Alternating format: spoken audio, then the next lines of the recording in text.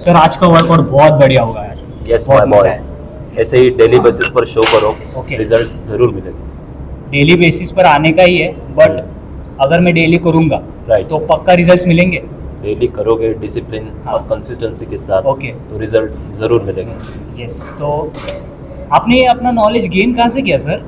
Actually मेरी career की start हुई थी 2016 में, ओके, जब मैं पहली बार सर्टिफाइड पर्सनल ट्रेनर का कोर्स किया था। एक मिनट, हम एक काम करें, हम आराम से बैठकर बातें करेंगे ओके, एंड अच्छे से बैठकर बातें करेंगे। आप अपना Okay. पूरा नॉलेज मुझे भी शेयर कीजिए और हमारे ऑडियंस के साथ भी शेयर कीजिए, सो दैट हमारे ऑडियंस अवेयर रहे कि Okay. बेसिकली फिटनेस हमारे लाइफ में कितना इम्पोर्टेंट है। आइडिया तो बहुत अच्छी है। यस, बिल्कुल, ठीक है, हम मिलते हैं 100% जल्दी। Thank you sir.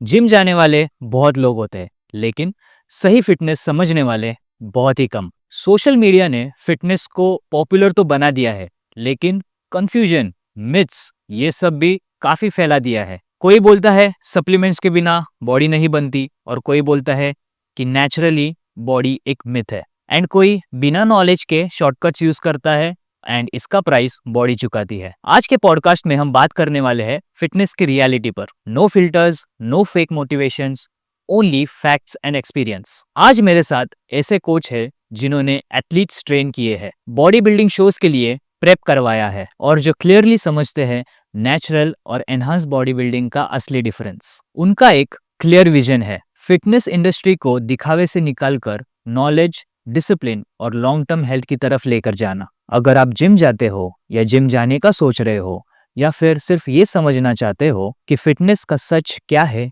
और झूठ क्या है, तो ये पॉडकास्ट सिर्फ आपके लिए। बिकॉज आज हम सिर्फ वर्कआउट की बात नहीं करेंगे, हम बात करेंगे बॉडी, माइंड और चॉइसेस की। So let's start. Welcome to the podcast sir. Thank you so much for inviting me. Yes, so हमारा सबसे पहला क्वेश्चन है जी। कि फिटनेस कोच बनने का डिसीजन क्यों लिया, और सबसे important, was this the plan और life pushed you here? Fitness coach बनने का डिसीजन जो है हम्म। वो ऐसा मेरा पहले से नहीं था। घर वालों ने कुछ अलग चीज़ों के लिए मुझे फोर्स किया था। ओके, लाइक आफ्टर 12th मेरे साइंस में मार्क्स बहुत अच्छे थे, सो दे सेड साइंस स्ट्रीम में कुछ कर ले आगे, लाइक डॉक्टरेट कर ले या तो बीएससी वगैरह कर ले। बट आफ्टर 12th जब मैंने जिम ज्वाइन किया, तब मैंने ये देखा कि अगर मैं खुद को ट्रांसफॉर्म कर सकता हूँ तो लोगों को क्यों नहीं कर सकता। ओके, सो यही मेरा डिसीजन हुआ कि मैं आगे फिटनेस ट्रेनर बन जाऊँ। दैट्स लाइफ ने ग्रेट। मुझे पुश नहीं किया, बट जब पुश किया तब मैंने रेजिस्ट भी नहीं किया। ये एक्चुअल प्लान था। Okay, so tell me something about your early life, like as a kid आप कैसे थे? एज अ किड मैं बहुत ही मस्तीखोर बच्चा था, जो कि अभी भी हूँ। ओके, बचपन में तो उससे भी ज़्यादा था, और बहुत ही स्कॉलर था। हमेशा फ्रॉम स्टैंडर्ड 1 टू स्टैंडर्ड 12 तक मेरे मार्क्स काफ़ी अच्छे हैं, तो स्कॉलर भी था और थोड़ा मस्ती भी करता था। और फिटनेस का जो है वो पहले से ही बचपन से ही जिम में था। बचपन से ही फादर भी जिम में जाते थे, ओके, तो वही से वो कैरी किया मैंने। अच्छा, मेरे करियर वही से परस्यू किया मैंने। ओके। सो अभी आपने बोला कि आपने जिम में करियर अपना स्टार्ट किया, की ठीक है, तो आपका सबसे पहला एथलीट कौन सा था, एंड इसके दौरान कि आपने क्या गलतियां की? मेरा पहला जो एथलीट था, वो एथलीट तो नहीं कह सकते, नॉर्मल बच्चा था ओके, जिसमें ट्रांसफॉर्म होने की भूख थी, ओके, बहुत जिद थी उसमें। तो उस टाइम मैंने साइंटिफिकली अप्रोच ना करते हुए उसको रियलिस्टिकली अप्रोच किया। ओके, उसको rather than going for a scientific base, मैंने उसे वर्कआउट पर ज़्यादा पुश किया। और तब मुझे पता चला सिर्फ वर्कआउट ही एक फैक्टर नहीं है। ओके, कंसिस्टेंसी आती है, डिसिप्लिन आता है। उसके डाइट के पीछे मैं नंबर्स के पीछे भागा, बट माइक्रोन्यूट्रिएंट ट्रैक्स करना, विटामिन्स प्रोफाइल चेक करना, ये सब चीज़ें नहीं किया। तो ऐसे गलतियों से मैं सीखा, और बाद में मुझे पता चला कि अगर आपका कोई क्लाइंट है या एथलीट है, तो उसे इन डिटेल उसका ब्लड वर्क करना पड़ता है। राइट, उसका डेली रूटीन कैसा है, उसके लाइफ में कुछ स्ट्रेस है, कुछ प्रॉब्लम्स है, वो सब चीज़ों को जानकर, उसका डेली रूटीन जानकर उस अकॉर्डिंग उसे प्लान देना पड़ता है, जो वो प्रॉपरली और इजीली फॉलो कर सके। अंडरस्टूड। तो आपको किस मोमेंट पे लगा कि मैं एक्चुअली इस इंडस्ट्री को चेंज कर सकता हूँ? जब मैंने देखा कि पहले कैसा था, जब मैं क्लाइंट्स ट्रेन करता था, तब वो तो एटलीस्ट सिर्फ मसल गेन करने के लिए आते थे या फिर वेट लॉस करने के लिए आते थे। राइट। और बाद में कुछ ऐसे क्लाइंट्स मेरे पास आने लगे, उनके लाइफ प्रॉब्लम्स लेके। कोई एंजाइटेड था, कोई डिप्रेशन में था। अच्छा। तो जब मैंने ये समझा कि मैं सिर्फ ट्रांसफॉर्मेशन छोड़ के किसी के लाइफ में कुछ अलग चेंजेस ला सकता हूँ, लाइक थ्रू जिमिंग मैं उनको मोटिवेट कर सकता हूँ, एंजाइटी से बाहर निकल सकता हूँ, डिप्रेशन से बाहर निकल सकता हूँ, तब मैंने ये सोचा कि मैं इंडस्ट्री को चेंज कर सकता हूँ, लोगों के माइंडसेट को भी चेंज कर सकता है। ओके। आज जो लोग इंस्टाग्राम पे ट्रांसफॉर्मेशंस देखते हैं, हम्म। तो उसके पीछे का रियल स्ट्रगल क्या होता है? देखिए, इंस्टाग्राम पर हमें जो रील्स दिखती है वो तो बस 10 से 15 सेकंड की रील्स रहती है। उसके पीछे सुबह 5 बजे के अलार्म्स, डेली के सोशल सैक्रिफाइसेस, वो सब लोगों को दिखते नहीं है। नहीं दिखते। राइट। जब आपको मोटिवेशन फील ना हो तभी भी आप वर्कआउट करते हो। जब आप किसी लो कैलोरीज डाइट पर रहते हो, डेफिशिट पर रहते हो, तब आपके मूड स्विंग्स होना, ये सब लोगों को नहीं दिखता। लोगों को बस एब्स दिखते हैं, कट्स दिखता है, उसके पीछे का रियल स्ट्रगल नहीं दिखता। राइट। और ये नॉर्मल लोग या फिर नॉर्मल क्लाइंट्स को तो दिखता ही नहीं बेसिकली। बिल्कुल नहीं दिखता। सो जो एथलीट्स है, जी। जो प्रॉपर तरीके से डाइट फॉलो करते हैं या नॉर्मल क्लाइंट्स रहते हैं, ठीक है, उनको ट्रेन करने का डिफरेंस क्या है उसमें? क्या क्या देखिए, लगता है आपको? एथलीट जो रहते हैं उनके बेसिक प्रोटोकॉल्स रहते हैं, स्टेज रेडी होना पड़ता है, कंपटीशन रहता है, सैक्रिफाइसेस रहते हैं, पीक वीक उनकी टाइमिंग सब मैनेज करना पड़ता है। तो नॉर्मल क्लाइंट जो रहते हैं उनको कंसिस्टेंसी चाहिए, मोटिवेशन चाहिए, और एक बेसिक उनको जो गोल रहता है कि विद इन मंथ मेरे 5 केजीज कम हो जाए, 3 केजीज कम हो जाए, मेरा मसल इतना बढ़ जाए। दोनों में बहुत ज़्यादा डिफरेंस है। राइट। आपने अभी बोला कि स्टेज रेडी होना पड़ता है, ठीक है, तो आजकल लोग स्टेरॉइड्स भी लेते हैं। सो जो बॉडी बिल्डिंग कंपटीशन के लिए उतरते हैं, सो हम देखते हैं कि बड़े मसल्स है, तो वो स्टेरॉइड्स लेकर ही उतरे हैं। तो बड़े muscles is equals to steroids, ये मिथ बहुत फैल रहा है आजकल, ठीक है। Big muscle is equal to steroid, ये एक कम्प्लीटली मिथ नहीं है। नेचुरली भी आप काफ़ी अच्छी फिजिक अचीव कर सकते हो, बट नेचुरली बॉडी को पुश करना बहुत हार्ड होता है। ओके।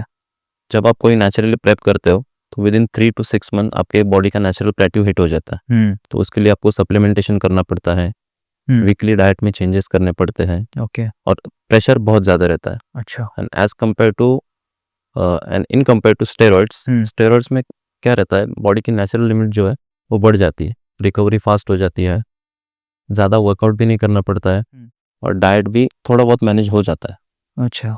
सो अभी आपने जैसे बोला कि सप्लीमेंटेशंस रहते हैं, सबसे कॉमन सप्लीमेंट हम बोल सकते हैं कि प्रोटीन है। प्रोटीन, ठीक है, राइट। मसल बिल्डिंग के लिए Right. इम्पोर्टेंट है। तो इंडियन पेरेंट्स जो हमारे रहते हैं घर में, हर किसी के घर में जो बच्चे जिम जाते हैं, जो फीमेल्स या फिर मेल्स, वो बोलते हैं कि प्रोटीन मत ले, डब्बे खाने से किडनी खराब होती है। तो ये कितना सच है? देखिए, प्रोटीन खाने से किडनी खराब नहीं होती। सबसे पहले ये बात हमें समझनी चाहिए। अगर किसी को पहले से ही किडनी रिलेटेड कोई इशू है तो उस केसेस में प्रोटीन से थोड़ा बहुत इशू हो सकता है। बट अगर कोई हेल्दी आदमी है जिसका अंदर से लिवर, किडनी सारे फंक्शनिंग अच्छे हैं, तो वे प्रोटीन कंज्यूम कर सकता है। वे प्रोटीन जो है नेचुरली गाय के मिल्क से बनता है, उससे ही डाइल्यूट करके ऐसा वे प्रोटीन बनाया जाता है। So it is not bad, it is totally safe. Okay. So क्या विदाउट वे प्रोटीन या फिर विदाउट एनी सप्लीमेंट्स बॉडी बन सकती है? एनी सप्लीमेंट बॉडी बन सकती है। मैंने खुद बनाई है। मैंने अर्ली डेज में, जब मैं छोटा था, घर वाले सपोर्ट नहीं करते थे। वे प्रोटीन तो डे 1 से ही महंगे हैं। आजकल उनका रेट थोड़ा और ज़्यादा बढ़ गया है, पर वो टाइम पर भी 5-10 साल पहले भी महंगे ही थे। अच्छा। तब मैं मेरे डाइट पर फोकस करता था। अगर मेरा डाइट से सारा प्रोटीन इंटेक कंप्लीट हो रहा है, फॉर एग्जांपल मान लो मेरा वेट अभी 70 kg है, तो उसे अगर ऑलमोस्ट डबल कर दे 140 ग्राम, अगर वो मेरा चिकन से, एग से, पनीर से कंप्लीट हो रहा है, तो मुझे वे प्रोटीन की ज़रूरत नहीं है। ओके। तो इससे 6 पैक्स एब्स भी आते हैं नॉर्मल डाइट से? हाँ, नॉर्मल डाइट से आप 6 पैक एब्स भी ला सकते हो। ओके। लाइक घर के दाल खा के, घर की सब्जी खा के, बस आपको समझना चाहिए न्यूट्रिएंट्स कैसे बॉडी में अब्जॉर्ब होता है और उसे पोर्शन को कैसा कंट्रोल करना चाहिए, ये अच्छा, ज़्यादा इंपॉर्टेंट राइट राइट एग्जैक्टली। जो हम खा रहे हैं उसको ट्रैक करना चाहिए ट्रैक करना है, बेसिकली उसको हाँ, ट्रैक करना चाहिए, हर एक मील में ट्रैक करना चाहिए। बहुत सारी ऐप आती है, हेल्दीफाई मी हेल्दीफाई में मैंने सुना है, हाँ राइट। ऐप आती है, वो ऐप पर आप ट्रैक कर सकते हैं। ओके। अगर आप एक चपाती खा रहे हो हम्म, तो वो भी उसमें ओके ट्रैक हो जाता है। ओके। तो मैंने कहीं सुना है कि अर्ली मॉर्निंग्स वर्कआउट ज़्यादा बेटर है इवनिंग्स से ज़्यादा। सो कुछ मैटर करता है कि एएम रूटीन या पीएम रूटीन ऐसा कुछ? देखिए, अर्ली मॉर्निंग वर्कआउट या तो इवनिंग वर्कआउट, वो डिपेंड करता है आपके लाइफस्टाइल के ऊपर। ओके। अगर आप अर्ली मॉर्निंग वर्कआउट करते हो तो डिसिप्लिन थोड़ा ज़्यादा रहता है, वर्कआउट अच्छे से होता है, पूरा दिन आप फ्री रह जाते हो। हाँ। और जो भी आप दिन भर डाइट करते हो, माइक्रो न्यूट्रिएंट का अब्जॉर्प्शन बॉडी में अच्छी तरह से होता है। ओके। इवनिंग में वर्कआउट करने का बेनिफिट ये है कि दिन भर आप काम करते हो, चाहे ऑफिस हो घर हो, आपकी बॉडी ऑलरेडी वार्म रहती है, राइट। तो बॉडी में पम्प्स अच्छे आते हैं और नींद भी अच्छी आ जाती है। मैंने देखा है ये चीज़ कि ये फर्क नींद अच्छी आती है। नींद अच्छी आती है, राइट क्योंकि राइट। बॉडी थकी हुई रहती है, रिकवरी की प्रोसेस और अच्छी हो जाती है। बट ऐसा कुछ है क्या कि कभी कभी ऐसा होता है कि कॉर्टिसोल लेवल्स हाई हो जाते हैं, तो ये किस वजह से होता है? कॉर्टिसोल लेवल्स हाई होने का कारण आपकी डेली रूटीन में जो आप जॉब कर रहे हो, वो जॉब में कितना स्ट्रेस है, अच्छा। आपके रिलेशनशिप्स मैटर करते हैं उसमें, आपकी जॉब प्रोफाइल मैटर करती है और आपका ट्रेनिंग भी उस टाइम पर मैटर करता है। अच्छा। ओके। अगर आप ठीक से डाइट नहीं कर पा रहे हो तो भी आपका कॉर्टिसोल लेवल हाई हो जाता इंडियन डाइट हम्म। या वेस्टर्न डाइट, ये बहुत चल रहा है कि इंडियन डाइट से हमारे प्रोटीन गोल्स कंप्लीट नहीं होते बट वेस्टर्न डाइट से होते हैं। है। तो आप कौन सा रेकमेंड करना चाहोगे? देखिए, वेस्टर्न डाइट और इंडियन डाइट, वेस्टर्न डाइट जो है वो लोगों ने इंस्टाग्राम पर फेमस करके रखे हैं। लाइक इंस्टाग्राम पर आपको आजकल बहुत चीज़ें दिखती है, उसमें से सबसे टॉप पर रहता है ब्रोकली, चिकन ब्रेस्ट, ओट्स भी इंस्टाग्राम ने फेमस कर ली है। इंडियन फूड्स जो है, दाल्स हो गए, लेंटिल्स हो गए, लेग्यूम्स हो गए, उससे भी अच्छी बॉडी बनती है। तो ऐसा Okay. कुछ ज़रूरी नहीं है कि आप वेस्टर्न डाइट फॉलो करो, क्योंकि आपके बॉडी को ये नहीं पता होता है कि आप बाहर से ब्रोकली खा रहे हो या उसके रिप्लेसमेंट में आप कॉलीफ्लावर खा रहे हो। Okay. न्यूट्रिएंट अब्जॉर्प्शन सेम ही होता है, विटामिन्स की प्रोफाइल थोड़ी बहुत ऊपर हो सकती है, बट कैलोरीज का जो रेशो है वो सेम ही होता है। अच्छा। तो हम जो भी खाते हैं जैसे कि आपने बोला ब्रोकली या फिर क्या बोला? Broccoli, chicken breast, chicken breast, oats so nutrient track करके ही ये सब खाना चाहिए, खाना चाहिए। तब जाके हमारे दिखेंगे सिक्स पैक्स आ रही है। राइट। ओके। और एक चीज़, वेट गेन, कुछ लोग पतले होते हैं, ठीक है, वेट गेन, और कुछ लोग मोटे होते हैं तो उनको फैट लॉस की ज़रूरत होती है। तो इन दोनों मामले में क्या करना चाहिए? अभी जिसको वेट लॉस करना है उसको क्या करना चाहिए, और जिसको वेट गेन करना है उसको क्या करना चाहिए? देखिए, वेट लॉस का बेसिक प्रिंसिपल रहता है, अगर आपको आपकी मेंटेनेंस कैलोरीज पता है, ओके। वो आप गूगल पर से भी निकाल सकते हो इजीली। आपकी जो मेंटेनेंस कैलोरीज रहती है, हम कंसिडर करते हैं 2500 कैलोरीज, तो उसमें से मिनिमम 200 से 300 कैलोरीज हमें माइनस करनी है। और जो कैलोरीज हमने माइनस की, फॉर एग्जांपल 2300 कैलोरीज आई है, उसमें से 50% ऑफ द कैलोरी जो है हमें प्रोटीन से लेनी है, 30% कार्ब्स, 20% फैट्स। तो same goes for weight gain, 200 से 300 कैलोरीज सरप्लस करनी है, बढ़ानी है, जिसमें 50% रहेगा आपका प्रोटीन, 30% कार्ब्स, 20% फैट्स। ओके। ये बेसिक प्रिंसिपल है। बेसिक है। ओके, ठीक है। तो ये हम तो बेसिकली सब कैलकुलेट करके ही weight loss and sorry weight gain and fat loss का हमें देखना चाहिए, है ना? हम बात करते हैं अभी एनहांस बॉडी बिल्डिंग के बारे में, ठीक है। सो एनहांस और नेचुरल बॉडी बिल्डिंग का डिफरेंस क्या है? देखिए, एनहांस बॉडी बिल्डिंग जो रहती है वो थोड़ी रिस्कियर साइड पर रहती है, और नेचुरल बॉडी बिल्डिंग जो रहती है वो थोड़ी सेफर साइड पर रहती है। It is just natural body building में डिसिप्लिन, कंसिस्टेंसी और आपकी टाइमिंग ये ज़्यादा मैटर करती है। एनहांस बॉडी बिल्डिंग में प्लस पॉइंट मिल जाता है आपको अगर आप स्टेरॉइड्स ले लेते हो, तो as compare to natural body builder आपकी साइज, परफॉर्मेंस और पीक, बॉडी का पीक जो रहता है, कट्स रहता है, as compare to natural athletes जल्दी आ जाते हैं। ओके। एनहांस बॉडी बिल्डिंग की साइड इफेक्ट सबसे ज़्यादा है। साइड इफेक्ट आपको होने ही वाला है, ये गारंटी है, बट एक अच्छे कोच के साथ प्रॉपर ब्लड वर्क करके वो साइड इफेक्ट आप कम कर सकते हो। एनहांस बॉडी बिल्डिंग को लोग गलत क्यों समझते हैं? एनहांस बॉडी बिल्डिंग को लोग गलत इसलिए समझते हैं क्योंकि रिसेंटली आपने बहुत सारे देखा होगा, लोग आजकल हार्ट अटैक की वजह से स्पेशली बॉडी बिल्डर्स हाँ, बहुत जा रहे हैं। वो इसी वजह से कि कोई प्रॉपर कोच का गाइडेंस नहीं रहता है। यूट्यूब पर, इंस्टाग्राम पर कई वीडियो देख लेते हैं, हैक देख लेते हैं और खुद से ही स्टेरॉइड्स डाल देते हैं। तो उसकी वजह से आपका HPTA जो है, टेस्टोस्टेरोन लेवल लो हो जाता है।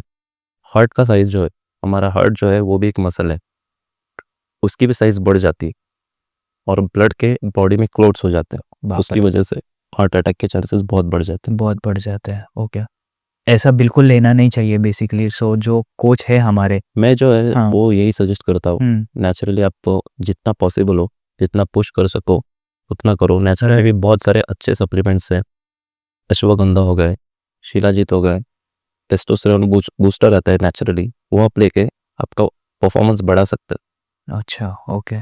सो क्या हर प्रोफेशनल बॉडी बिल्डर एनहांस्ड ही होता है? हर प्रोफेशनल बॉडी बिल्डर एनहांस नहीं होता है, नेचुरल भी बहुत सारे होते हैं। रिसेंटली मैंने 2-3 ट्रेन किए हैं, मैं खुद एक नेचुरल बॉडी बिल्डर हूँ। जस्ट प्रोसेस लंबा होता है। अगर आप कंपेयर करो एनहांस बॉडी बिल्डर को, अगर आप अभी से लेना स्टार्ट कर दो, आप एक बिगिनर हो, तो 1 साल में आपकी अच्छी बॉडी बन जाएगी। As compare to natural body builder 5 या 10 साल की मेहनत रहती है। ओके, हर कोई एनहांस नहीं रहता है, नेचुरल बॉडी बिल्डिंग भी पॉसिबल है, एनहांस बॉडी बिल्डिंग भी पॉसिबल है। जस्ट दोनों का खर्चा, टाइमिंग्स और डिसिप्लिन अलग रहता है। तो अगर जो कोई भी बंदा नेचुरल है तो उसका जेनेटिक लिमिट हम कैसे पहचानेंगे? अगर कोई बंदा नेचुरल है, उसका जेनेटिक लिमिट जो है हम पहचान सकते हैं कि उसके परफॉर्मेंस में डिले होना, अच्छा, रिकवरी में टाइम लगना। फॉर एग्जांपल आप चेस्ट करते हो तो सेकेंड डे 1-2 दिन में पहले आपकी चेस्ट रिकवर हो जाती थी, बट अभी आपका सोरनेस 3 से 4 दिन तक और ज़्यादा तक रहता है। ओके, तो प्लेटिव हिट जो हो जाता है वो आपका बेसिक है, उससे आप समझ सकते हो रिकवरी में टाइम लग रहा है। एंड जैसे कि आपने बोला कि हार्ट डिजीज़ होता है, तो ये तो सबसे ज़्यादा बिगेस्ट रिस्क है फॉर एनहांस्ड बॉडी बिल्डर्स। इसके अलावा और क्या रिस्क हो सकते हैं उनके लिए? इसके अलावा सबसे प्राइमरी जो रिस्क है, सबसे टॉप में, वो जो है hair fall. Okay, at the same time आपको हेयर फॉल भी होता है और बॉडी के जिन पार्ट्स में हेयर नहीं है वहाँ पर अनयूजुअल हेयर ग्रोथ होती है। अरे बाप रे! आपके टेस्टिकल का साइज कम हो जाता है, अरे रे! आपके टेस्टोस्टेरोन जो है लो हो जाता है। अगर आप अच्छे कोच के गाइडेंस में नहीं करते हो तो आप फ्यूचर में आपको मैरिज में भी प्रॉब्लम्स बहुत आ सकते हैं। फर्टिलिटी इश्यूज हो सकते हैं। फर्टिलिटी इश्यूज होते हैं, DNA के इश्यूज हो जाते हैं, क्रोमोसोम बॉडी के चेंज हो जाते हैं, लिवर का, हार्ट का, किडनी का साइज में इनलार्जमेंट हो जाता है, बाप रे! जो कि नेचुरली अच्छा नहीं है। और वही जो साइड इफ़ेक्ट्स है वो रिकवर करने में आपके और 2-4 लाख चले जाते हैं, हॉस्पिटलाइज होना पड़ता है, तो पूरी बॉडी ही अंदर से ख़राब हो जाती है। सो जितना ज़्यादा नेचुरली आप करते हो एनहांस अवॉइड कर सकते हो उतना ही बेटर है। Right, okay. सो आप पर्सनली कैसे इंश्योर करते हो कि एक एथलीट की जो हेल्थ है वो स्टेबल रहे विथ एनहांस और विथ नेचुरल? देखो, एथलीट की हेल्थ जो है वो स्टेबल रखने के लिए सबसे पहले तो मैं उसका ब्लड वर्क करवाता हूँ। ओके, उसका लिवर का फंक्शनिंग कैसा हो रहा है, किडनी का फंक्शनिंग कैसा हो रहा है, हार्ट का फंक्शनिंग कैसा हो रहा है, ओवरऑल बॉडी का ब्लड प्रेशर कैसा है, ये सब चीज़ें देख के मैं चीज़ें आगे प्रोसीड करता हूँ। उसका डाइट कैसा रखना है, उसका वर्कआउट प्लान कैसा रखना है, उसका डेली का स्केड्यूल कैसा है, या 9 to 5 जॉब कर रहा है या बिजनेस है, उसका स्लीप पैटर्न कैसा है, 7 to 8 आवर स्लीप हो पा रही है, वो सब चीज़ें देख वैसे आगे प्रोसीड करना पड़ता है। ओके।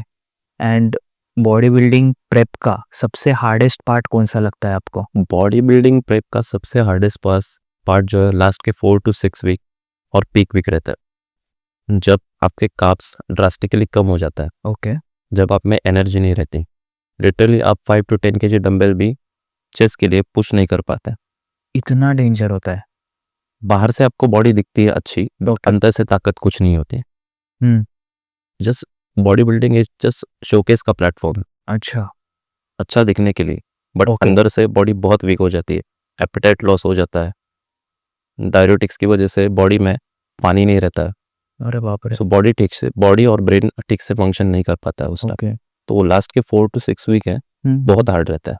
तो अपना माइंडसेट ही बहुत मैटर करता है ये माइंडसेट भी बहुत हाँ। मैटर करता है। अगर हम थोड़ा भी नेगेटिव कुछ सोच ले, ओके कुछ पास्ट की बातें सोच ले, रिलेशनशिप्स की बातें सोच ले, तो बॉडी वैसे रिएक्ट करती है, इंस्टेंट मसल लॉस होता है जस्ट सोचने के बाद सोचने की वजह से।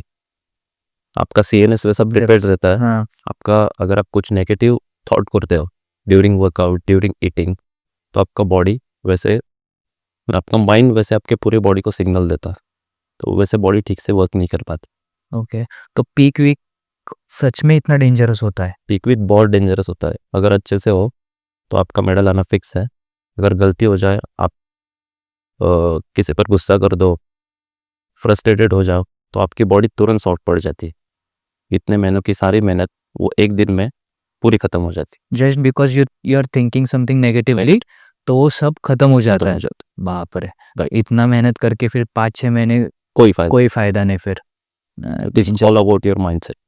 स्टेज पे जैसी बॉडी दिखती है एकदम एथलेटिक और एस्थेटिक ऐसी बॉडी दिखती है, तो उसके बाद जैसे कि आपने बोला कि पीक वीक में हमें संभालना पड़ता है, संभालना पड़ता तो उसके बाद कोई इश्यूज होते हैं पीक वीक के बाद बॉडी पे? है। पीक वीक के बाद भी अगर आप पीक वीक के बाद क्या रहता है, बॉडी को फॉर एग्जांपल हम 1200 कैलोरीज पर है पीक वीक के टाइम पर, ओके उसके बाद भी अराउंड 1 मंथ हमें ग्रेजुअली धीरे धीरे एवरी वीक 150 से 200 कैलोरीज इंक्रीज करके डाइट के थ्रू ही हमारी बॉडी को पहले जैसा अच्छा हेल्दी कंडीशन में लाना पड़ता है। ओके अगर आप अचानक से बाहर का खाना स्टार्ट कर दो तो आपके गट हेल्थ के इश्यूज हो सकते हैं, किडनी स्टोन हो सकते हैं, अरे बाप रे किडनी पर, लिवर पर अचानक से लोड आ जाता है। हम्म। मैंने कई सारे ऐसे केसेस देखे, स्टेज पर से उतरने के बाद बॉडी बिल्डर चीट करते हैं, 2-3 दिन तक खाते हैं। ऐसे केसेस में लिवर फेलियर भी हो चुका है, शिट हार्ट अटैक्स भी आ चुके हैं, तो एकदम खाने से और एकदम ये करने से कार्ब्स लोड करने कार्ब्स से लोड करने से। ओके सो बेसिकली ये पीक वीक होता क्या है? पीक वीक जो रहता है, हम्म। पीक वीक में हम बेसिकली क्या करते हैं, आपके बॉडी के साथ डेली बेसिस पर खेलते हैं। लिटरली बॉडी जो है हर each and every day change होती है, ईच एंड एवरी डे आपकी बॉडी अलग दिखती है। Peak Okay. वीक में जो है हम आपका थोड़ा सा सॉल्ट रिड्यूस कर देते हैं, आपका वाटर इनटेक डेली फ्लक्चुएट होता है, अच्छा और बॉडी में जो स्टोर्ड वाटर है उसे निकालने की प्रोसेस वो पीक वीक में ज़्यादा बढ़ जाती है। अरे बाप रे पीक वीक में जो है जितना भी आपका स्टोर्ड बॉडी वाटर है या विसरल फैट कहते हैं हम जिसे, वो पूरा हम ड्रेन आउट कर देते हैं बॉडी से। एपेटाइट भी सप्रेस हो जाता है। कुछ ऐसे मेडिसिन लेते हैं, कुछ ऐसे हेल्थ सप्लीमेंट्स लेते हैं जिसकी वजह से आपका हंगर जो है, आपका एपेटाइट जो है एपेटाइट वो थोड़ा सा स्लो हो जाए। ओके जो फर्स्ट टाइम कॉम्पीट करते हैं ये सारे आपने जैसे बोला पीक वीक रहता है या फिर 3-4 महीने की मेहनत होती है फिर उसके बाद पीक वीक आता है।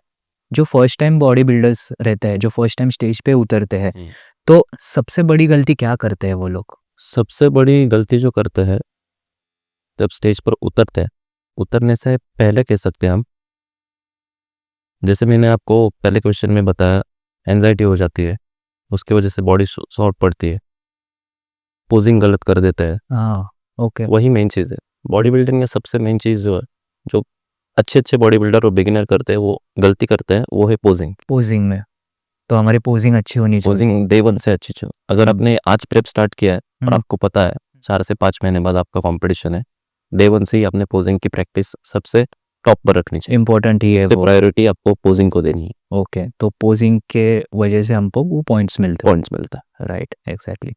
अभी कोच गलत हो तो एथलीट की बॉडी और माइंड में फर्क पड़ता है क्या? अगर कोच गलत हो तो एथलीट के बॉडी और माइंड में बहुत फर्क पड़ता है। ओके अगर आपका कोच आप पर प्रॉपर ध्यान नहीं दे रहा है, बस आपको डाइट और वर्कआउट देके छोड़ रहा है, प्रॉपर आपका ब्लड वर्क नहीं कर रहा है, आपसे फीडबैक नहीं ले रहा है, कुछ असिस्ट नहीं कर रहा है आपको, अच्छा, तो बॉडी में कुछ चेंजेस होते नहीं। हाँ, तो वो एथलीट समझेगा कि भाई ये तो गया, अभी मैंने इतना उसको पैसे वगैरह दे दिए, उसने बस डाइट दे के छोड़ दी, छोड़ तो मैं क्यों इतना मेहनत मेहनत करूँगा, को, राइट, ऐसा माइंडसेट हो जाता है। माइंडसेट हो जाता है। Right right right. अच्छा कोच चुनना, अच्छा कोच हायर करना, हम्म। ये बहुत इंपॉर्टेंट है। ओके, सो इंडिया में बॉडी बिल्डिंग शोज का स्टैंडर्ड अब कहाँ पर है? इंडिया में बॉडी बिल्डिंग शोज का स्टैंडर्ड पिछले 5 सालों में बहुत ग्रो कर चुका है। ओके। अभी लोकल लेवल्स पर भी बहुत शो हो रहे हैं पहले जैसे। पहले जितने होते थे उससे अमाउंट जो है 5 to 10% ज़्यादा बढ़ गई। अभी आने वाले फरवरी मंथ में ही पुणे रीजन में अराउंड 7 से 8 शो है। और रिसेंटली हमारे एक बॉडी बिल्डर है अरशान खान नाम करके, ओके उन्होंने भी एशिया चैम्पियनशिप में गोल्ड मेडल लिया। Okay, nice. और हमारे मेरा एक दोस्त है संदेश देशमुख करके, उसने भी अभी WNBF में इंडिया के लिए जो इंडोनेशिया में हुई थी गोल्ड मेडल लाया है। क्या बात है। और हमारे मनीष पाटिल सर, वो तो सबको पता है, उन्होंने भी अभी ओलंपिया में compete किया। सो अभी इंडिया का स्टैंडर्ड जो है बढ़ रहा है। अभी भी यूरोपियन बॉडी बिल्डर्स जो है या तो फॉरेनर बॉडी बिल्डर्स है, उनके लेवल में जाने के लिए अभी मैं और 5-10 साल टाइम तो लगेगा। और टाइम लगेगा। यस, सो क्योंकि जेनेटिक बहुत ज़्यादा बेटर करता है। ओके, ओलंपिया जो स्टेज है वो लाइक इंटरनेशनल स्टेज है, राइट? सो उधर जाने के लिए भी हमारे एथलीट्स को तो मेहनत करनी बहुत पड़ेगी, टाइम लगेगा। बहुत टाइम लगेगा। ओके, सो सप्लीमेंट्स का नाम सुनते ही लोग डर जाते हैं, ठीक है, या फिर ओवर एक्साइटेड होते हैं। तो आज क्लियर ही कर देते रिगार्डिंग ऑल द सप्लीमेंट्स, ठीक है। तो बेसिकली सप्लीमेंट होता क्या है, एक सवाल है। एंड क्या हर इंसान को सप्लीमेंट लेना ज़रूरी है या सिर्फ जो जिम जाते हैं उनके लिए ज़रूरी है? देखिए सप्लीमेंट बेसिकली क्या रहता है, जब आप किसी प्रोसेस में जाते हो, आइदर फैट लॉस हो या वेट गेन हो, तो सप्लीमेंट्स का काम ही है आपको बस सपोर्ट करना। Supplement is just 20% of your journey. तो ओके। आप उस पर पूरा डिपेंडेंट नहीं रह सकते। हम्म। और सप्लीमेंट्स में बहुत सारे टाइप्स है, वो डिपेंड करता है आपके गोल के ऊपर, आपकी स्लीप के ऊपर, क्वालिटी के ऊपर। अगर आप प्रॉपर डाइट फॉलो नहीं कर रहे हो, आपकी स्लीप रूटीन अच्छी नहीं है, आप एंजाइटी में हो, स्ट्रेस लेते हो, तो चाहे कितने भी सप्लीमेंट ले लो, आपको उसको कुछ रिजल्ट नहीं, कुछ फ़ायदा नहीं होने वाला। Is it? यस, अच्छा, तो प्रॉपर डाइट, हम्म।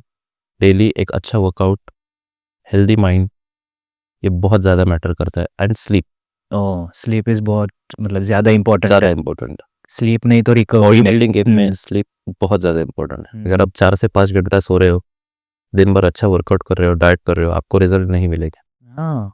चाहे आप कितने भी सप्लीमेंट्स लें। ओके, ठीक है। तो बिगिनर के लिए सबसे पहला सप्लीमेंट क्या होना चाहिए? बिगिनर के लिए सबसे पहला सप्लीमेंट जो कह सकते हैं वो वे प्रोटीन है। ओके। क्योंकि वे प्रोटीन एक ऐसा कंपाउंड है जो इजीली डाइजेस्टेबल है और जिसके साइड इफेक्ट लेस देन 0 है। तो you can go for whey protein. Okay, अभी आपने बोला कि डाइजेशन इजीली डाइजेस्ट होता है, बट मैंने ऐसा देखा है मेरे फ्रेंड्स में कि कभी कभी उनको डाइजेशन नहीं होता, या फिर कुछ बोलते हैं कि मुझे हेयर फॉल हो रहा है, डाइजेस्ट नहीं हो रहा। तो इसका इशू कैसे हम सॉल्व कर सकते हैं? देखिए वे प्रोटीन, उसका मेन रीज़न है आप वे प्रोटीन कौन से ब्रांड का ले रहे हो। अच्छा। वो ऑथोराइज्ड है, वो लैब सर्टिफाइड है। अगर आप किसी चीप कंपनी का वे प्रोटीन ले रहे हो जिसमें हेवी मेटल्स ऐड किए हुए हैं, ओके। इमल्सिफायर्स ऐड किए हुए हैं, जिसमें अमीनो स्पाइकिंग एसिड्स है, तो उसकी वजह से लिवर में इश्यू होते हैं और वो डाइजेस्ट नहीं हो पाता है। ऑलवेज गो फॉर एक अच्छा ब्रांड जिसके लैब रिपोर्ट्स उस कंपनी ने उनके वेबसाइट पर अपलोड करके रखे हैं, जिसमें प्रोटीन क्वालिटी एग्जैक्ट है, कार्ब्स की क्वालिटी सही है, हेवी मेटल्स नहीं है, कोई पेप्टिसाइड्स नहीं है। ऐसा वे प्रोटीन अगर आप लेते हो तो आपको कोई इशू नहीं होगा। If you are going for a cheaper brand, हमेशा आपको वो डाइजेशन का इश्यूज होगा ही, आपको ब्लोटिंग होगी, गैस होगा, बॉडी को सूट नहीं कर पाए, उसकी वजह से हेयर फॉल, पिंपल आना, ये कॉमन चीज़ है। ओके, तो जो प्रोटीन हम बोलते हैं उस वहाँ पर लिखा होता है कि 23 ग्राम्स प्रोटीन, 26 ग्राम्स प्रोटीन, तो वो ऊपर नीचे हो सकता है या फिर कैसे होता है? वन स्कूप में 23 रहता है। कंपनी का जो रहता है स्कूप साइज, किसी का हीपिंग स्कूप रहता है, किसी का लेवल स्कूप रहता है, ओके स्कूप के अकॉर्डिंग एडजस्ट करता है। किसी अच्छा का 35 ग्राम रहता है, किसी का 45 ग्राम रहता है, उस अकॉर्डिंग आपको देखना पड़ेगा।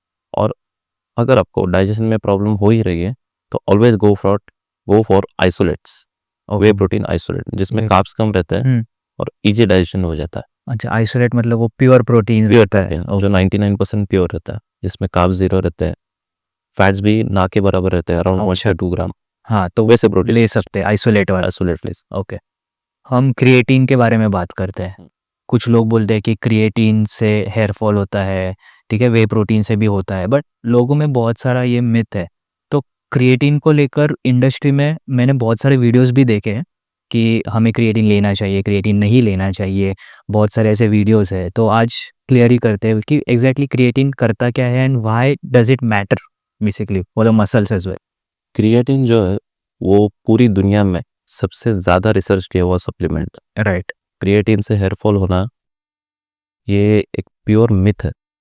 अगर आपको जेनेटिकली पूरे आपके परिवार में हेयर लॉस का प्रॉब्लम है तो आपको होने ही वाला है, चाहे आप क्रिएटिन लो या ना लो ओके क्रिएटिन जो है बेसिकली क्या करता है, बॉडी में नाइट्रोजन की लेवल जो है वो बढ़ा देता है और हमारे मसल्स में जो है वाटर स्टोर कर देता है। ओके यही क्रिएटिन का बेसिक काम है। बाकी क्रिएटिन बॉडी में लिवर के, किडनी के, हेयर रिलेटेड, आई साइट रिलेटेड या ब्लड रिलेटेड कोई इशू नहीं करवाता। तो वो बस मसल को ऐसा अच्छा और फुलर दिखाता है मसल फुलर और अच्छा दिखाता है, मसल की डेंसिटी बढ़ा देता है, ओके। बेसिकली मसल में जो है वाटर होल्ड करके रखता है, इसकी वजह से बॉडी हमारी बड़ी दिखती है, पम्प्स अच्छे आते हैं। दैट्स इट, क्रिएटिन का उतना ही काम। ओके तो और जो प्री वर्कआउट्स रहते हैं हम्म। तो वो क्या सच में काम करते हैं प्री वर्कआउट्स एक हद तक काम करते हैं, बट प्री वर्कआउट कैसे रहते हैं, उसमें बहुत सारे अलग अलग कंपाउंड रहता है, कैफीन रहते हैं, एल सिट्रुलिन रहता है, एल आर्जिनिन रहता है, से 4 से 5 या 9 अमीनो एसिड का बनकर एक प्री वर्कआउट बनता है। प्री वर्कआउट की आदत वैसे तो अच्छी नहीं है क्योंकि उसका एक टाइप का अलग ही एडिक्शन है। अच्छा मैं सजेस्ट करूँगा कि आप प्री वर्कआउट जो है वो पीरियड में ले लो, लाइक ओके उसकी एज इन 1 महीने के लिए ऑन कर दो, अच्छा 1-2 महीने के लिए ऑफ कर दो। ओके पीरियड लॉन्ग टर्म में अगर आप प्री वर्कआउट्स लेते हो तो आपके लिवर को इश्यू हो सकता है, फैटी लिवर हो सकता है, आपको जॉन्डिस की प्रॉब्लम भी हो सकता है। 1-2 महीने जिम में ऐसे क्लाइंट्स देखे हैं जो सालों से प्री वर्कआउट ले रहे हैं, बाद में जाके उन्हें जॉन्डिस हो गया, किसी को फैटी लिवर की प्रॉब्लम हो गई। तो प्री वर्कआउट्स है सेपर साइड, बट उसका इतना कुछ ऐसा यूनिक या बहुत ही एक्सट्रीम लेवल का अच्छा रिजल्ट देगा ऐसा कुछ नहीं है। ओके सो नेचुरली हम क्या खा सकते हैं या फिर पी सकते हैं as a pre workout naturally आप एज ए प्री वर्कआउट जो है, सबसे बेस्ट प्री वर्कआउट अगर कोई कहे, अगर मेरे केस में जो है वो एक अच्छी सी प्री वर्कआउट मील है जिसमें प्रोटीन का, कार्ब्स का और फैट्स का रेशो अच्छा हो। ओके आप ओट्स खा सकते हो, वे प्रोटीन पी सकते हो प्री वर्कआउट से पहले, यही सबसे बेस्ट प्री वर्कआउट रहेगा आपके। राइट ओके एंड हमारे सप्लीमेंट स्टैक में फैट बर्नर्स होना चाहिए या नहीं होना चाहिए? वो डिपेंड करता है आपके गोल पर। अगर आप कंपटीशन के लिए प्रिपेयर कर रहे हो, स्टेज रेडी होना चाहते हो, इन वही केसेस में मैं सजेस्ट करूँगा कि आप फैट बर्नर लीजिए, ओके वरना डेली लाइफ में कोई ज़रूरत नहीं है। ओके फैट बर्नर जितना अच्छा है उसके साइड इफ़ेक्ट्स भी उतने ही ज़्यादा है। ओके ओके ठीक है। सबसे फेमस सप्लीमेंट कौन सा है फॉर फैट बर्निंग? सबसे फेमस जो है आजकल बहुत पॉपुलर हो रहा है वो है योहाइम्बिन HCl। ओके योहाइम्बिन HCl बेसिकली क्या करता है आपके बॉडी में, आपका एपेटाइट जो है, आपका इंटेस्टाइन जो है, उसकी साइज जो है वो छोटी कर देता है अराउंड 25 to 30%। उसकी वजह से आप ज़्यादा खाते नहीं हो और एनर्जी लेवल्स उसमें बहुत बढ़ जाते हैं। अच्छा कैफीन की मात्रा जो रहती है योहाइम्बिन में बहुत ज़्यादा रहती है, उसकी वजह से आप दिन भर एनर्जेटिक फील करते हो। ओके और योहाइम्बिन जो है एम्प्टी स्टमक स्टेट में ही, फास्टेड स्टेट में ही ज़्यादा अच्छे से वर्क करता है। तो ये सबको लेना चाहिए? नहीं ये सबको नहीं लेना चाहिए, जो कंपटीशन कर रहे हैं उन्हें ही लेना चाहिए, और नेचुरल एथलीट्स जो है वो वो भी ले सकते हैं। राइट, अच्छा क्योंकि कंपटीशन में कैसा रहता है, आपको पता है कंपटीशन है, आप डेली वही चीज़ें खाने वाले हो और वर्कआउट करने वाले हो। सेडेंटरी पर्सन के लाइफ में ऐसा कुछ रहता नहीं है, वर्कलोड रहता है, एंजाइटी के इश्यू रहता है, स्लीप के इशू रहता है, स्ट्रेस रहता है, वीकेंड्स पर कैफ़े हॉपिंग करते हैं लोग, डाइट 100% फॉलो नहीं हो, फॉलो नहीं होता। तो उस केसेस में बॉडी में रिवर्स इफेक्ट हो सकते हैं योहाइमिन के, और क्योंकि वो बहुत ही पावरफुल कंपाउंड है। अच्छा, तो एंड मल्टीविटामिन्स क्या सबको लेना चाहिए? मल्टीविटामिन सबको लेने की ज़रूरत नहीं है। अगर आपका डाइट अच्छा हो, आपके डाइट में प्रोटीन, कार्ब्स, फैट अच्छे हो, वाइटामिन्स, मिनरल अच्छे हो, आप डेली के फ्रूट्स खा रहे हो, तो मुझे नहीं लगता कि आपको अलग से मल्टीविटामिन लेने की ज़रूरत है। अच्छा, ओके। हम बात करते हैं समथिंग कॉल्ड एज मीठा पानी। आई हैव हर्ड, ठीक है, मतलब कुछ इन्फ्लुएंसर्स है, सो मैंने उनसे देखा है उनके रील्स में कि ये क्या मीठा पानी पी रहे हो, and that is BCAA and EAAA। ई-डबल। हाँ, EAA। सो वो इम्पोर्टेंट है? तो बेसिकली BCAA जो रहता है, 4 अमीनो एसिड्स रहते हैं, आइसोल्यूसिन, ल्यूसिन, वैलिन, ओके। और एक अमीनो एसिड रहता है, उसका नाम मुझे याद नहीं आ रहा है। और ई-डबल-ए जो रहता है, वो 9 एसेंशियल अमीनो एसिड्स रहते हैं, जो कि चिकन में मिलते हैं। आपके वे प्रोटीन के एक स्कूप में सारे 20 अमीनो एसिड्स रहते हैं। तो अगर आप वे प्रोटीन ले रहे हो, डाइट प्रॉपर कर रहे हो, तो BCAA और ई-डबल-ए बिल्कुल वर्थ नहीं है। अच्छा, it is a waste product. Waste, मतलब waste of money. It is a completely waste of money. तो उससे अच्छा हम हमारे डाइट से सब कर सकते हैं। कुछ कर सकते हो। वे प्रोटीन अगर आप एक स्कूप भी ले रहे हो, तो एक स्कूप वे प्रोटीन में अराउंड 4 से 5 BCAA, ई-डबल-ए की ताकत होती है। एंड सप्लीमेंट्स लेने से पहले तो ब्लड टेस्ट करना ज़रूरी है। ज़रूरी है। मतलब even for whey protein? No, not for ऐसा नहीं ना? ऐसा नहीं। अगर कोई एक्सटर्नल आप अगर वो एक्सटर्नल इंजेक्ट कर रहे हो, स्टेरॉइड्स ले रहे हो, या कोई फैट सप्लीमेंट्स ले रहे हो, अच्छा। डाइटिंग कर रहे हो, ओके, तब लेना तब ज़रूरी लेना है। ज़रूरी है। ओके। एंड सप्लीमेंट्स का इफेक्ट दिखने में कितना टाइम लगता है? ये सप्लीमेंट्स का इफेक्ट दिखने में मिनिमम 2 से 3 महीने लग जाते हैं। 4 to 8 वीक्स का जो पीरियड रहता है, मिनिमम उतना टाइम तो लगता है। सबसे जल्दी अगर किसी सप्लीमेंट का रिजल्ट दिखता है, तो वो है क्रिएटिन। विदिन 7 to 10 डेज ही आपको अच्छे से रिजल्ट दिखना चालू हो जाता है। ओके। लोग बहुत इम्पेशेंट हो जाते हैं कि इतना लेने से भी मुझे रिजल्ट नहीं दिख रहा है। क्योंकि उसके पीछे वो ये नहीं समझते कि वो ठीक से डाइट नहीं कर पा रहे, ठीक से वर्कआउट नहीं कर पा रहे, उनकी स्लीप प्रॉपर नहीं है, न्यूट्रिशन प्रॉपर नहीं है। अगर सब चीज़ें सही है, तभी आपको अच्छे से उसके रिजल्ट ज़रूर मिलेंगे। ज़रूर मिलेंगे। आपने पहले बोला कि मेंटल हेल्थ बहुत ज़्यादा इम्पोर्टेंट होती है इन सारी चीज़ों में। सो लोग इसको बहुत कम समझते हैं कि ये क्या है मेंटल हेल्थ, तो इसके बारे में आप और क्या बताना चाहोगे? देखिए, मेंटल हेल्थ जो है, हमारी ओवरऑल बॉडी जो है, उसका कंट्रोल जो है हमारे ब्रेन के पास ही रहता है। राइट। अगर आपका ब्रेन ही सही जगह पर नहीं है, अगर आप ठीक से कुछ सोच नहीं पा रहे हैं, किसी चीज़ पर आप डिसीजन नहीं ले पा रहे हो, आपकी डिसीजन मेकिंग वीक है, तो चाहे आप कितना भी हेल्दी लाइफस्टाइल जीने की कोशिश करो, कितना भी अच्छा सुपर फूड खा लो, ब्रोकली खा लो, चिकन ब्रेस्ट वगैरह खा लो, तो भी आपके बॉडी को डाइजेस्ट नहीं होगा नहीं। और रिजल्ट नहीं देगा। सो मेंटल हेल्थ जो है आपकी फर्स्ट प्रायोरिटी नहीं चाहिए। उसके बाद आती है बाकी सारी चीज़ें, फैमिली हो गई, फिटनेस हो गया, करियर हो गया। बाकी सारी चीज़ें। Okay. So for a common person, जो लोग जिम नहीं जाते हैं या फिर घर पे ही अपना खुद का फैट लॉस या फिर वेट गेन करना चाहते हैं, राइट। तो उनके लिए कुछ ऐसा डाइट आप क्या सजेस्ट करना चाहोगे? देखिए, डाइट हम ऐसे प्रॉपर डाइटिंग तो नहीं कह सकते, जस्ट बेसिक प्रिंसिपल आपको फॉलो करना है कि आप डेली भी जो खा रहे हो, ब्रेकफास्ट में खा रहे हो, लंच में खा रहे हो, डिनर में खा रहे हो, उसमें आप जो भी खा रहे हो, फॉर एग्जांपल 2 रोटीज़ खा रहे हो, तो आपको बस पोर्शन कंट्रोल करना है। अच्छा। एक 2 से लेके आपको हाफ चपाती माइनस कर देनी है, हाफ रोटी कम कर देनी है। 2 की बजाय 1 एंड हाफ खा सकते हो आप। राइस भी आपको थोड़ा सा कंट्रोल करना है। ग्रीन वेजेस आप चाहे जितना खा सकते हो, जस्ट आपको कार्ब्स में थोड़ा सा कंट्रोल करना है और प्रोटीन का इंटेक बढ़ाना है। अच्छा, दैट्स इट। तो अगर बीच में भूख लग जाए तो क्या कर सकते अगर बीच में भूख लग जाती है, तो उसके लिए आप आपके डेली रूटीन में फाइबर स्टैक कर सकते हो। हो? ओके। क्यूकम्बर, कैरेट, बीटरूट, ये चीज़ें आप स्टैक कर सकते हो। ओके। एंड फिटनेस और डाइट मेंटेन करने से क्या फीमेल्स में PCODs, थायराइड्स ऐसे जो डिजीजेस है, तो वो क्या सच में कंट्रोल में आते हैं या कम हो जाते हैं या फिर मेरे निकल ही जाते हैं? सारे फीमेल क्लाइंट हैं जिनके मैंने PCOS, PCOD लिटरली 90% ठीक कर दिए just because following a healthy lifestyle. Oh diet उनका अच्छे से हो रहा है, स्लीप क्वालिटी अच्छी है, तो आपका पीसीओएस, पीसीओडी, थायराइड के प्रॉब्लम्स ऑलमोस्ट 90 to 90% कम हो जाता है। ओके।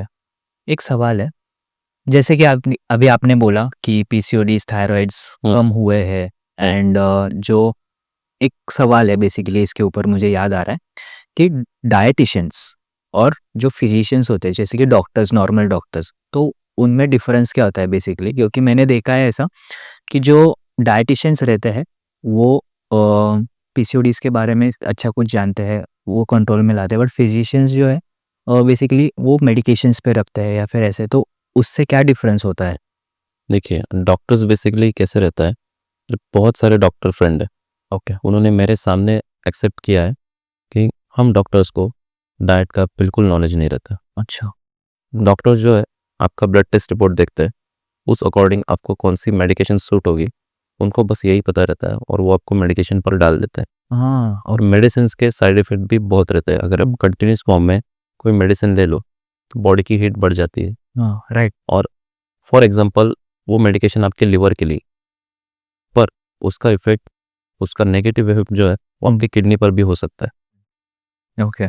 डाइटिशियन जो रहते हैं उनको A to Z लेके हर एक फूड के बारे में अच्छे से इंफॉर्मेशन रहती है कि वो फूड आपके वो पर्टिकुलर डिसीज़ को कैसे ठीक कर सकता है, कितनी अमाउंट में देने से कैसे नेचुरल वेज में पॉसिबल है, कैसे ठीक कर सकता है। ये फ़र्क रहता है फिजिशियन में और डाइटिशियन।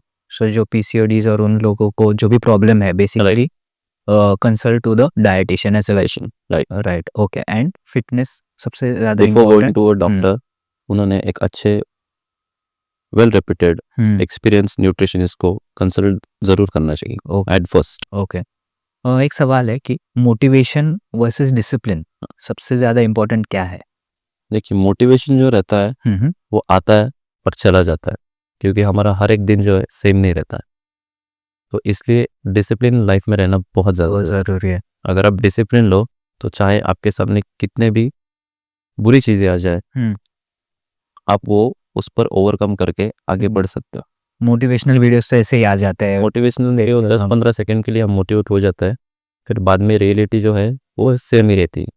वो अगर आप डिसिप्लिन लो तो आप आपकी कुछ नेगेटिव रियलिटी है, कुछ चीज़ों में आप लैक कर रहे हो, तो डिसिप्लिन के थ्रू आप उसे ओवरकम करके लाइफ में अच्छे आदमी बन सकते हो। ओके। ओके।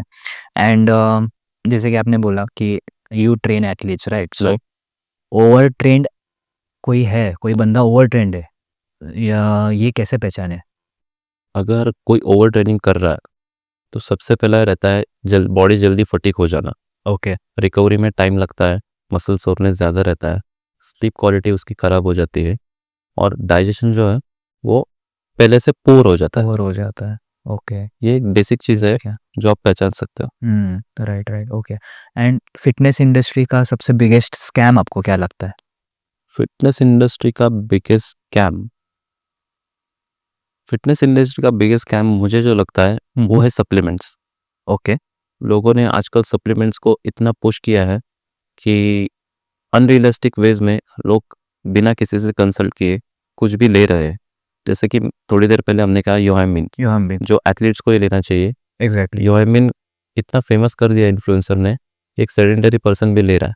अरे बाप रे। और उसको जाके आगे लिवर के रिलेटेड, किडनी के रिलेटेड, क्योंकि कोई भी मेडिसिन हो उसे पास तो लिवर के थ्रू ही होना पड़ता है। हाँ राइट। लिवर के डाइजेस्टिव एंजाइम के थ्रू ही वो पास होते हैं, तो इनडायरेक्टली और डायरेक्टली प्रेशर आता है आपके लिवर और किडनीज पर। ओके। सर्टिफाइड कोच होना ज़्यादा इम्पोर्टेंट है या फिर एक्सपीरियंस कोच? देखिए, हमें दोनों चीज़ें जो है सर्टिफाइड और एक्सपीरियंस, वो दोनों चीज़ें एक एथलीट के लिए और एक कोच के लिए बहुत ज़्यादा इंपॉर्टेंट है। अगर आप सर्टिफाइड नहीं हो, बस एक्सपीरियंस हो, तो आप नॉलेज में कहीं तो लैक करोगे और आपके एथलीट की बॉडी के टोनिंग में थोड़ा सा ऊपर नीचे हो सकता है। और अगर आपको एक्सपीरियंस नहीं है, आपको जस्ट नॉलेज है, तो भी ये चीज़ें में फ़र्क पड़ सकता है। It is all about certification and the years of experience. Right exact. अगर आप एक्सपीरियंस भी हो और सर्टिफाइड भी हो तो आप अच्छे क्लाइंट्स ट्रेन कर सकते हो, अच्छे एथलीट्स बना सकते हो। ओके। दोनों चीज़ों का बैलेंस होना चाहिए लाइफ में। ओके। सो एक ऐसी एक्सरसाइज जो आप अपने प्रोग्राम में से नहीं निकालना चाहते। मेरे प्रोग्राम में से मैं नहीं निकालना चाहता ऐसी एक एक्सरसाइज जो है वो बारबेल स्क्वाट्स है, ओके। क्योंकि स्क्वाट्स जो है आइडियल ओवरऑल बॉडी का फाउंडेशन है। जब भी आप स्क्वाट्स करते हो बॉडी में टेस्टोस्टेरॉन अराउंड 60 to 70% रिलीज होते हैं।